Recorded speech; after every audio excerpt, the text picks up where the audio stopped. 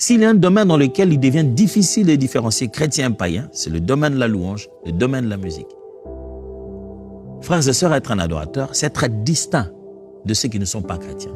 Je ne parle pas d'hypocrisie, je parle d'être.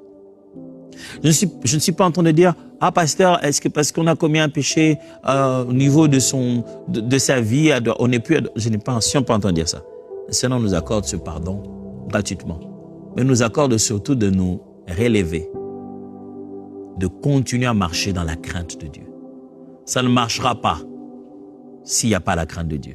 Qu'est-ce qui ne marchera pas? L'adoration. Ne confondez pas l'adoration et la carrière musicale. Ne confondez pas la renommée et le culte rendu à Dieu. Ne confondez pas le nombre de vues et le nombre d'anges qui adorent. Il s'agit ici de vivre la vie d'adorateur et ça, c'est de la sanctification. Et Paul commence tout de suite en disant que vous gardez votre corps. Dès qu'il dit sanctification, la première idée qui vient, c'est la pureté de corps, pureté de pensée, pureté dans les relations, pas de vol, pas de fraude. C'est vrai que la sanctification de foi nous parle beaucoup de choses qu'il ne faut pas faire. Mais la sanctification, c'est aussi ce qu'il faut faire.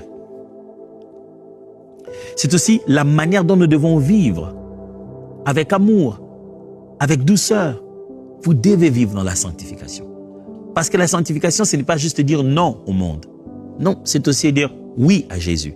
Il faut dire clairement oui à quelque chose au Seigneur Jésus-Christ. Quand vous avez dit non au péché, non à aller vous retrouver à certains endroits, non au péché sexuel, non au péché dans son corps de toutes les manières qui puissent exister, vous devez avoir dit oui à Jésus d'une certaine manière.